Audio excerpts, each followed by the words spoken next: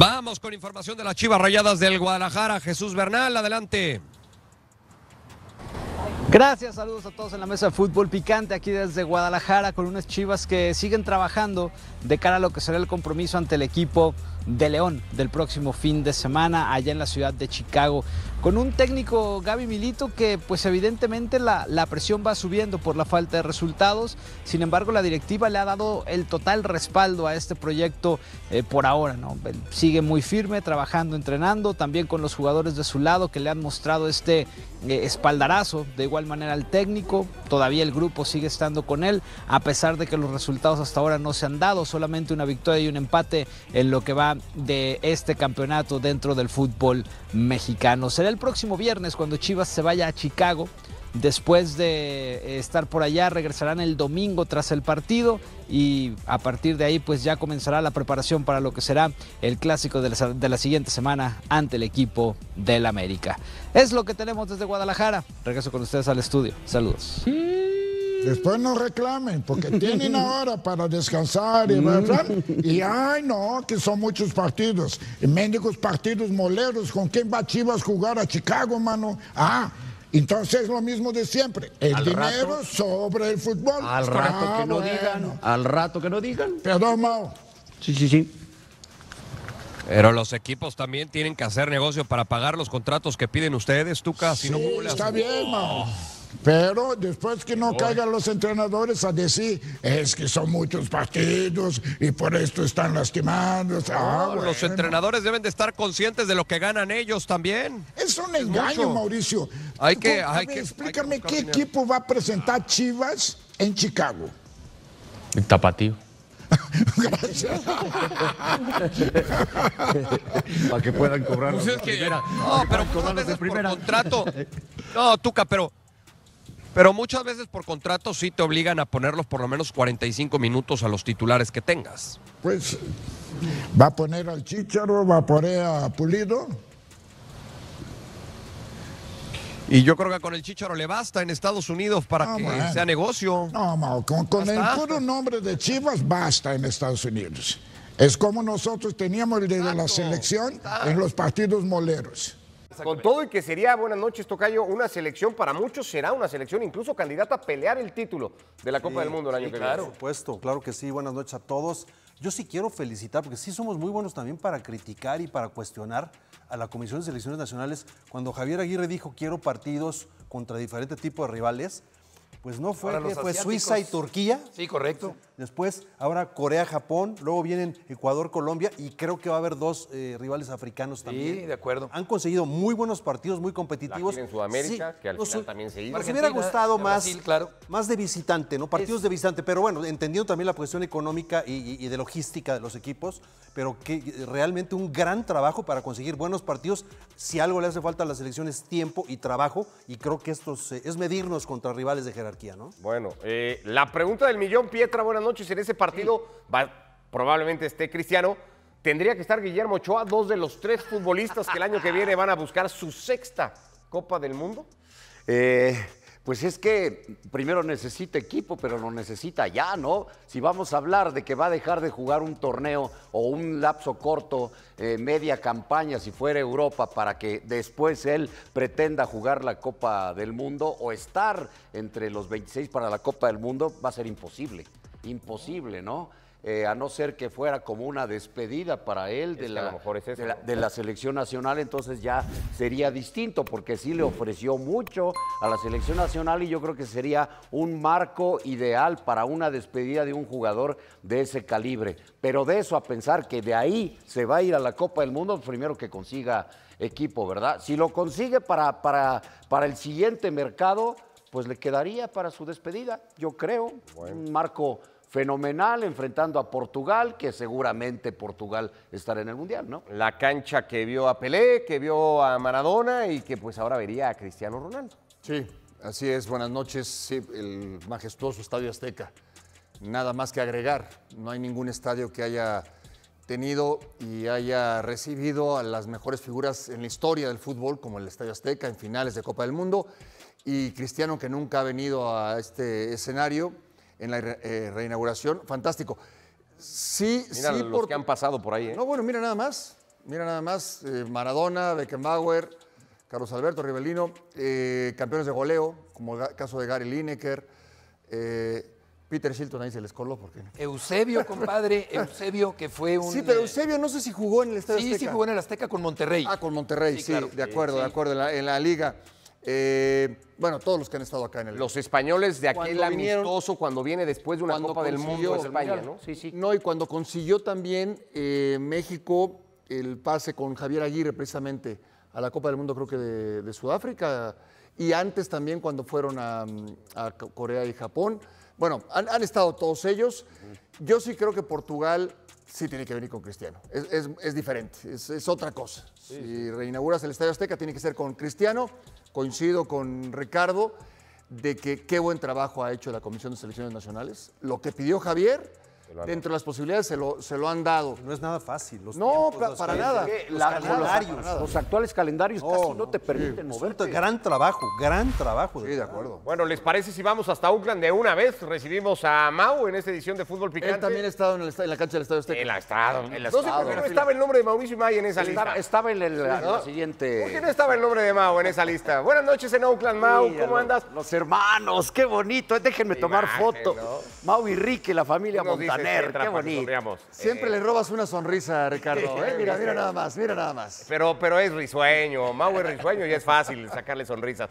Cuéntanos un poquito cómo se dio todo esto, qué sabes, cómo está la negociación, está asegurada la presencia de Cristiano Ronaldo, en fin. ¿Cómo andas, Mau? Buenas noches. Bueno, hasta me emociona imaginar ese escenario como ya lo imaginaba Beto Murrieta. Buenas noches y fuerte abrazo para todos. Esa cancha que ya recordó Paco Gabriel de Anda, cuántas figuras, cuántas estrellas han tenido la oportunidad de jugar en ese escenario. A ver, lo de Cristiano Ronaldo es buena pregunta, Ricky. Se intentó poner una cláusula en el contrato para que Cristiano Ronaldo fuera sí o sí. Portugal dijo, no, yo eso no lo puedo firmar, yo eso no lo puedo asegurar, yo eso no lo puedo garantizar. Falta mucho para ese partido, yo no puedo obligar a un jugador, yo no puedo imponerle al técnico, no sabemos al final lo que vaya a pasar de aquí a marzo. Evidentemente conocemos a Cristiano Ronaldo, sabemos que no le gusta perderse absolutamente nada, ni con su selección, ni con su equipo. Y que si todo marcha bien para Portugal y para Cristiano, seguramente estará en ese partido contra la selección mexicana. Por supuesto que llama mucho la atención lo que es Portugal, lo que es Cristiano y lo que será ese partido. Un detalle informativo solo que quiero contar en esto. FIFA tiene mucho que ver en lo que va a ser el compromiso entre México y Portugal. ¿Por qué? Porque es el ensayo más importante para el Estadio Azteca de cara a la Copa del Mundo. Guadalajara y Monterrey en la misma fecha FIFA de marzo va a tener los partidos de repechaje. El Estadio Azteca tendrá México-Portugal. Y no solamente va a importar que la cancha esté bien, que el estadio esté terminado, no, también las vías, los estacionamientos, la forma en cómo se va a llegar y se va a salir del Estadio Azteca. Para la Copa del Mundo se está planeando, esto lo está planeando FIFA, que el estadio no tenga estacionamientos. Van a existir puntos satelitales, como sucede para la Fórmula 1, como ha sucedido para el Monday Night, cuando se ha jugado en el Coloso de Santa Úrsula, y que de esos puntos satelitales entonces salgan autobuses con aficionados que los lleven hasta el estadio, y así entonces tener una operación mucho más fácil de llegada y de salida. Eso lo quiere implementar FIFA en el partido de marzo entre la selección mexicana y la selección de Portugal, querido hermano Ricky. Bueno, el tema es que en marzo, que sea el experimento, no les van a caer las lluvias, que sí les van a caer como caen ahora durante la Copa del Mundo, pero bueno, eso ya lo tendrán que ir solucionando y viendo cómo va la cosa, ¿no? Sí, eso ya es punto y aparte. A ver, de repente también creo que nos gusta echarnos mucho al piso, tirarnos al piso a los mexicanos. Es creo que no la has estado mayoría, en las si no es últimas que todos los que inundaciones, estamos andas en en este Oakland espacio, en y este no te has dado momento. cuenta lo que ha sido esto las últimas noches por acá. Aquí no te tiras al piso, te tiras un clavado. Sí. Llegas a exprimir los calcetines antes de ir al aire. Ricky, Pietra. Sí, bueno, pero Río de Janeiro no era la quinta maravilla, ¿eh? Sao Paulo no era la quinta maravilla. En Natal, en el México-Camerún, nunca he visto llover tanto y ver una ciudad tan caótica como Natal en aquel México-Camerún. Un día antes, el día del partido y un día después que tuvimos que salir de ahí como pudimos salir. Entonces, ante esos problemas, creo que si hay alguien que lo puede operar bien es la FIFA, y yo tengo la confianza de que nuestro país, las 3 sedes, tanto la Ciudad de México como Guadalajara y Monterrey, van a estar a la altura de una Copa del Mundo. Oye, a ver, le decíamos a Prieta, Mau, yo soy de los que cree que Guillermo Ochoa va a estar en ese partido de marzo. Ahora, no tengo muy claro si preparándose para la Copa del Mundo o para jugar su último partido a manera de homenaje de despedida en ese marco ante Portugal. ¿Tú ya más o menos sabes algo? No, brujo no soy, Ricky, pero eres muy cercano, eres muy en cercano. tema informativo yo te puedo decir que Guillermo hoy no tiene equipo. Lo de Querétaro lo buscó Querétaro en su momento, cuando estaba en Copa Oro, un poquito antes. En aquel entonces Memo les dijo: no, muchas gracias, mi prioridad hoy por hoy no es volver al fútbol mexicano.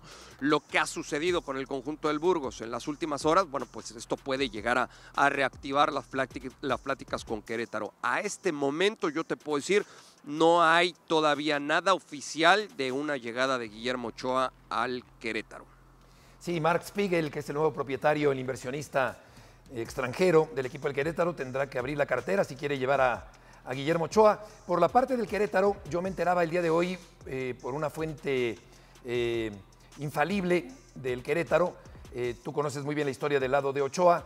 Yo la del Querétaro, Mau, donde efectivamente este contacto se ha dado, las pláticas continúan, no hay un avance mayor hasta esta hora. El área comercial del Querétaro y la directiva del Querétaro están tratando de resolverlo porque sí les interesa, y el viernes podría ser el día clave, pasado mañana, para que Ochoa pudiera integrarse al equipo del Querétaro. Pero ¿qué tanto le conviene a Ochoa? Porque tú decías en la tarde, Mau, que no es jugar por jugar. ¿Qué tanto le conviene terminar su carrera deportiva antes del Mundial con un club en Querétaro? Es que de eso está consciente Memo, Beto, de que no es jugar por jugar, de que no es arrastrar el prestigio, por lo mismo no se quedó en Burgos, es tomar una buena decisión, sí, por supuesto, con la ilusión y quizá aferrado a la idea de estar en una Copa del Mundo, pero cuando convenga y cuando se combinen muchos factores, ¿no? Porque ya durante mucho tiempo, en esta última etapa, Memo estuvo separado de la familia. Memo vivía solo en Salerno, Memo vivía solo en Oporto, su familia se quedó en Madrid en estas 2 aventuras, en la del fútbol italiano y en la del fútbol portugués. Entonces son muchos factores que seguramente Memo estará analizando. Lo que yo sí sé es que él está muy consciente de que no es arrastrar el prestigio y jugar por jugar, es tomar una buena decisión en conjunto con la familia y asumir el reto que tenga que asumir. La selección va a jugar contra Japón el sábado. Perdió el bronce de los Juegos Olímpicos del 68 contra Japón en la cancha del Estadio Azteca en una memorable cojiniza, la única en la historia del Estadio Azteca, cuando el público se frustró porque el equipo mexicano perdió con los japoneses. Con Kamamoto. Y luego ganó el bronce en los Juegos de Tokio en 2020. Pero de cara a ese partido, Mau, del sábado, te preguntaría si la alineación que va a presentar Javier Aguirre, ¿qué tanto se va a perfilar a lo que veremos ya más constantemente de aquí al Campeonato Mundial? Yo creo que va a mantener esa base titular que ya le dio continuidad en el verano en Copa Oro. Porque si bien es cierto, hacía modificaciones de un partido a otro, un grupo de 5 y hasta 6 futbolistas fueron habituales para Javier Aguirre. Y yo creo que pueden repetir el próximo sábado ante la selección de Japón. Hoy empezó a hacer fútbol ya el cuerpo técnico de la selección mexicana. Me dicen que ahí estuvo incluido Orbelín Pineda, que llegó ayer trabajando al parejo del grupo el día de hoy. Mezclando, combinando jugadores para no revelar absolutamente nada del 11 que arranca el próximo sábado contra Japón. Me cuentan que estuvo observando a Irving el Chucky Lozano, una buena cantidad de minutos el Chucky jugando por izquierda. Yo creo que va a tener una buena actividad el futbolista del San Diego FC en esta fecha FIFA contra los asiáticos, primero contra Japón, después contra Corea del Sur. Y lo del lateral por derecha que vengo contando hace tiempo, es una buena oportunidad para que se consolide y para afianzarse, para que alguien se adueñe de esa posición, y creo que la oportunidad se le va a abrir a Rodrigo Huescas. Don Mauricio, saludándolo con muchísimo gusto como siempre, extrañándolo como siempre. Tengo una duda, don Mauricio, porque gracias, el partido... siempre saludándonos de manera muy cordial. Como debe de ¿no? ser. Y siempre será así. Como Después de debe lo que ser. escuché antes de entrar al aire, pues siempre Como será debe de ser, en donde estemos, así nos saludamos. Definitivamente. Bien, Mau, bien. Oye, sí. Ya se me olvidó lo que te iba a preguntar. ¿Qué te iba a preguntar? No, tengo una duda. ¿Por qué estamos aquí? Sí. ¿Estamos en enfocados? Sí. Tengo una duda, Mauricio. Se supone que el partido del Azteca es el 28 de marzo, ¿verdad? Y se está arreglando inclusive que pudiera ir Cristiano Ronaldo. Es algo que obviamente no se puede asegurar. Solamente pregunto, ¿y si Portugal tuviera que jugar repechaje? Sé que usted no es adivino, pero pregunto qué pasaría, porque en esas fechas se juega el repechaje. A buscar otra selección de clase A, Pietra. Ese es el objetivo. Tener un top como rival en esa fecha FIFA de marzo. Primero porque necesitas ese tipo de rivales para reinaugurar un estadio tan importante, claro, y con tanta historia como el Estadio Azteca. Estadio Banorte, Estadio Ciudad de México o Estadio México, algo así se va a llamar en la Copa del Mundo. Y después, por lo que quiere ver como ensayo, como prueba la FIFA. Porque si tú llevas un rival cualquiera que te lleve 20, 25 mil aficionados, 30 mil aficionados, de poco te va a servir como ensayo, como prueba. Lo que quieren es un estadio repleto que se parezca mucho a lo que va a presentar ese Coloso de Santa Úrsula en la inauguración de la Copa del Mundo. Mau, te saludo con gusto. Más que pregunta, es un comentario, ¿no? Pero sí me gustaría saber tu punto de vista por la cercanía con el cuerpo técnico, ¿no? Es un rival, es un mundial de 48 selecciones, o sea, no es otro formato, más partidos. Y yo creo que las dudas de Javier Aguirre radican principalmente en, es que si es un rival débil, pues yo pongo a Gallardo y a Huescas. Si es Francia o Alemania o Argentina, pues a lo mejor meto a Jorge Sánchez y a Arteaga o a Angulo, el de Tigres, o a un central, o a un lateral que me haga unas transfusiones. Y lo mismo con los volantes, ¿no? Volantes mixtos con un contención o dos contenciones con uno suelto. Yo creo que estará pensando un poco de todo, ¿no? Tener para equipos más débiles, sí, para atacar, tener para enfrentar a rivales de mayor jerarquía, sí, que nos puedan, cómo poderles cerrar espacios. No sé qué información tengas, pero sí creo hoy en día que de no ser Johan, Montes, Gallardo, Edson y Raúl, pues hay muchas dudas todavía por ese factor específico, ¿no? Es que así es, Ricardo, el buscar un volante de corte defensivo, un volante de corte ofensivo. Si pensamos en esos dos perfiles para un partido mañana, el arranque de la Copa del Mundo, y sí puedo arrancar con uno de corte defensivo y uno de corte ofensivo, parece que está muy claro. Edson Álvarez con Marcel Ruiz. Si tengo que buscar dos de corte defensivo, bueno, pues entonces podemos pensar en Eric Lira y en Edson Álvarez. No hay que descartar en esa zona del campo que se recupere Luis Romo, que me parece le puede aportar mucho a esta selección mexicana, pero que tiene que regresar a su mejor nivel físico y futbolístico. Y lo mismo con los laterales, el famoso lateral marcador y el famoso lateral que tenga mayor proyección, mayor vocación ofensiva. Tú ya mencionaste los nombres por derecha de Huescas y de Sánchez. Yo sumaría ahí a Israel Reyes. Israel Reyes, que no aparece por sorpresa en esta convocatoria, pero que tiene Israel Reyes, creo yo, para competir por un lugar en esa posición. Yo soy de la idea de que y esta no es tanto información, esta es más una idea mía, porque luego hasta me reclama el Vasco en conferencia de prensa. Yo creo que ya este cuerpo técnico debe tener entre 14, 15 futbolistas definidos, Ricardo. Mau, gusto saludarte, un abrazo a la distancia. ¿Qué tanto ha cambiado la dinámica de la selección? Porque siempre, para cualquier técnico, siempre está en duda su continuidad, siempre. Y con Javier, a pesar de que es Javier Aguirre, también habían algunos que decían, bueno, es que si no gana la Copa Oro, es que si no gana este partido. Hoy me parece que ya no, que el campo está despejado y que Javier va a ser el próximo técnico de la Selección Nacional. ¿Qué tanto ha cambiado eso para mejorar el ambiente en torno a la selección?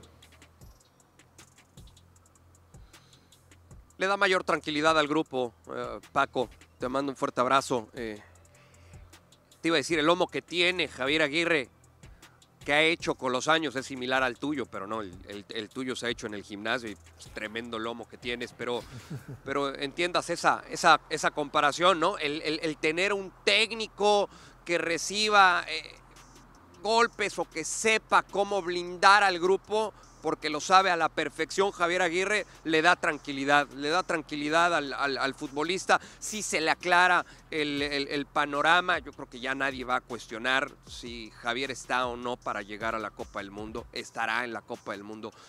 Javier va a dirigir ahí a la selección mexicana. Mucho hablamos de un posible sexto mundial para Guillermo Ochoa. Bueno, pues hablemos también el logro de Javier Aguirre como técnico. No es cualquier cosa y de repente creo que no le damos el justo valor de dirigir una tercera Copa del Mundo, de estar con la selección mexicana en un tercer mundial como técnico. Entonces, yo creo que le da tranquilidad al grupo. Y el propio grupo te lo dice cuando platicas con los futbolistas, te mencionan la importancia de tener a un hombre de tanta jerarquía, de tanta experiencia, de tanto reconocimiento a nivel internacional, como Javier, como técnico, como Javier Aguirre de técnico, como Rafa Márquez de auxiliar. Eso te lo dicen todos los jugadores. Según Bolavip México, el presente de Chivas en el Apertura 2025 es una auténtica montaña rusa de emociones que tiene a todo el rebaño con los nervios de punta. Y es que el arranque ha sido, sin exagerar, uno de los más complicados en la última década. Apenas una victoria en 6 partidos, recibiendo gol en todos, mostrando fragilidad defensiva y una falta de contundencia que desespera. Un inicio para el olvido, sí, pero que todavía deja una pequeña rendija de esperanza gracias a la matemática, esa que nunca miente y que mantiene vivo el sueño de la liguilla. Guadalajara suma hoy solamente 4 puntos, pero con 11 partidos por delante, incluyendo el pendiente frente a Tigres en el Akron el próximo 17 de septiembre. Aún quedan 33 puntos en disputa. Y aquí viene lo interesante. El promedio para clasificar directo entre los 6 primeros ronda los 30 puntos. Eso significa que el rebaño tendría que ganar por lo menos 7 partidos y empatar 4. O en una versión todavía más exigente, acumular 8 triunfos y 3 igualadas. Una tarea que parece casi imposible para un equipo que apenas ha conseguido una victoria hasta ahora, pero que también puede convertirse en la épica que tanto pide esta afición. Si no se logra la clasificación directa, todavía queda la opción del play-in, aunque tampoco es un camino sencillo. Para llegar ahí, Chivas necesitaría al menos 24 puntos, lo que implica sumar 20 más de aquí al final. Y aquí la presión no recae solo en los jugadores. El proyecto de Gabriel Milito pende de un hilo. El técnico argentino sabe que cada partido será un examen, y que una nueva caída en la tabla podría sellar su destino antes de tiempo. ¿Y qué calendario le espera al rebaño? El clásico contra el América. Ese duelo que siempre se juega con el orgullo más que con los puntos. El pendiente contra Tigres, un rival que nunca regala nada. Choques contra Toluca, Pachuca y Rayados, que son candidatos naturales. Además de los partidos con Atlas y Pumas, donde el orgullo está en juego más allá de la tabla. No hay margen de error, no hay partidos fáciles. Todo será una final adelantada. El escenario está claro. O Chivas despierta ahora y transforma este torneo en una remontada histórica, o se hunde en otra decepción que nadie en Guadalajara quiere volver a vivir. La gran pregunta es inevitable, Chiva hermano. ¿Tú crees que este equipo tiene la grandeza y el carácter para levantarse y meterse a la liguilla? ¿O veremos otra pesadilla que puede terminar con la salida de Milito del banquillo? Según Bolavip México, en pleno mercado de pases se terminó revelando una historia que tiene a más de un Chiva hermano con sentimientos encontrados. El futuro de Hugo Camberos, una de las joyas más queridas de la cantera rojiblanca, quedó definido, y todo apunta a que Gabriel Milito tuvo mucho que ver en esta novela. Camberos es de esos jugadores que ilusionaron desde que aparecieron en el primer equipo, un mediocampista con calidad y proyección que hacía soñar a la afición con verlo brillar en Europa. De hecho, su renovación en agosto parecía un blindaje antes de una posible salida, y durante semanas se especuló con que podía dar el salto como lo hizo Mateo Chávez, quien se fue a las Alkmaar. Pero al final, nada de eso ocurrió. ¿La razón? Se cerraron las ventanas de transferencias de Bélgica y Países Bajos sin que llegara ninguna oferta seria. Aquí es donde la cosa se pone caliente. Según el periodista José María Garrido, uno de los factores que enfriaron el interés europeo fue la falta de minutos que le dio Milito. El argentino lo ha relegado a segundos tiempos y apariciones esporádicas, dejando su talento escondido mientras el equipo se hunde en altibajos. Y los números no mienten. Con Óscar García Junyent, en el Clausura 2025, Camberos jugó 18 partidos, casi 1000 minutos, con un gol y una asistencia. Con Milito, apenas 138 minutos en 6 juegos entre Liga MX y Leagues Cup. En resumen, Hugo Camberos se queda en el rebaño, al menos por 6 meses más, pero no porque Chivas haya armado un proyecto brillante para él, sino porque los reflectores europeos no lo vieron jugar lo suficiente. Una joya de la cantera que podría estar brillando, hoy apagada por decisiones de un técnico que todavía no convence del todo a la tribuna. La pregunta es inevitable, Chiva hermano. ¿Este respiro de Camberos será la oportunidad para que Milito lo suelte y por fin lo ponga a demostrar en grande? ¿O vamos a seguir viendo cómo se desperdicia el talento de otra joya rojiblanca? Según Bolavip México, en el radar del rebaño ya apareció un nombre que está empezando a sonar fuerte: Kevin Castañeda, mediocampista de los Solos de Tijuana y uno de los especialistas en tiros libres más efectivos de la Apertura 2025.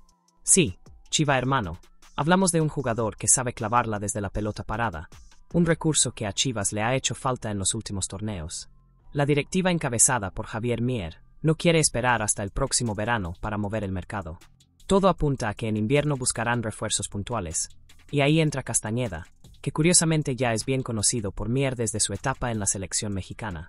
Se trata de un perfil que, sin ser mediático, puede dar variantes en la media cancha, juega como ofensivo, pero también puede bajar como mediocentro, algo que a Milito le vendría de maravilla. El dato que ilusiona es claro: Kevin está entre los goleadores de tiro libre en la Liga MX, un arma que recuerda lo que significó traer a Efraín Álvarez, un jugador con talento especial para darle soluciones diferentes al equipo. Y ojo, porque con la llegada de Juan Carlos Osorio a Solos, Castañeda encontró regularidad y madurez, convirtiéndose en uno de los hombres de confianza del proyecto fronterizo. En medio de tantas dudas con el plantel y la exigencia de la afición, este tipo de refuerzos pueden marcar la diferencia. No será un bombazo europeo, pero sí un jugador que puede sumar calidad inmediata a un equipo que necesita variantes para romper defensas cerradas. La pregunta es directa para ti, aficionado rojiblanco. ¿Ves a Kevin Castañeda como ese refuerzo silencioso que puede darle goles y soluciones a Chivas? ¿O la directiva debería apuntar a un fichaje de mayor peso internacional? Según el Universal, la bomba que retumba en la Liga MX tiene nombre y apellido. Alan Pulido estaría viviendo sus últimos meses como jugador del rebaño sagrado.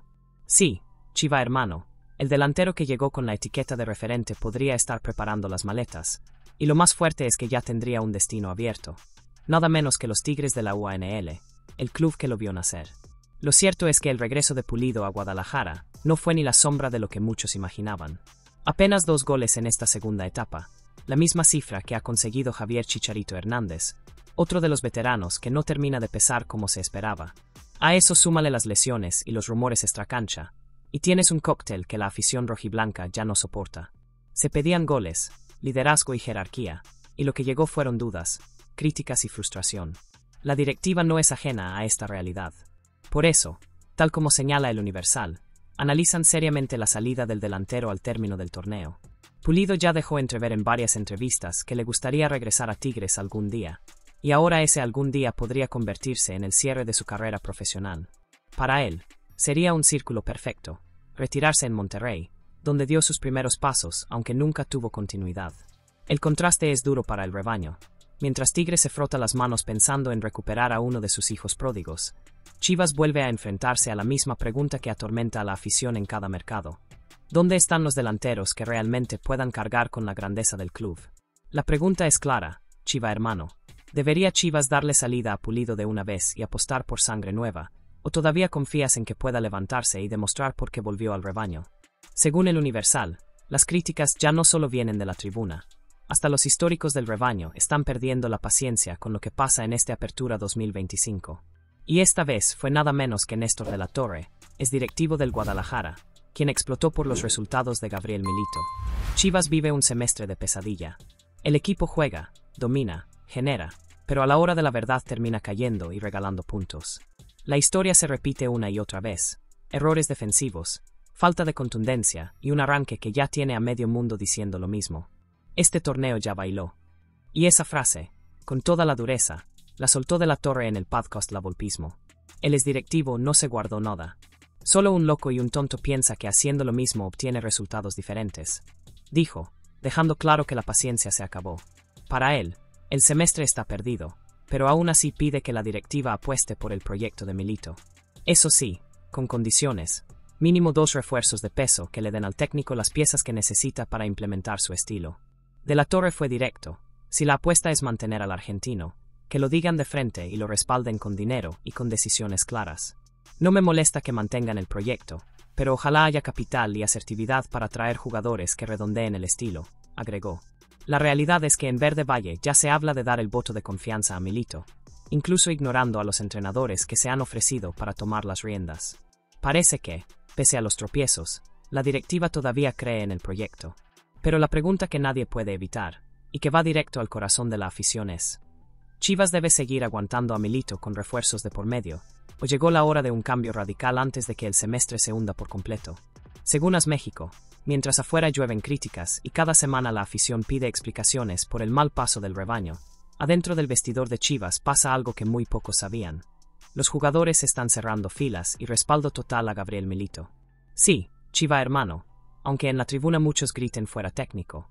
Los futbolistas decidieron hacerse cargo de la tormenta y asumir que las derrotas son culpa de ellos, no del argentino ni de la directiva.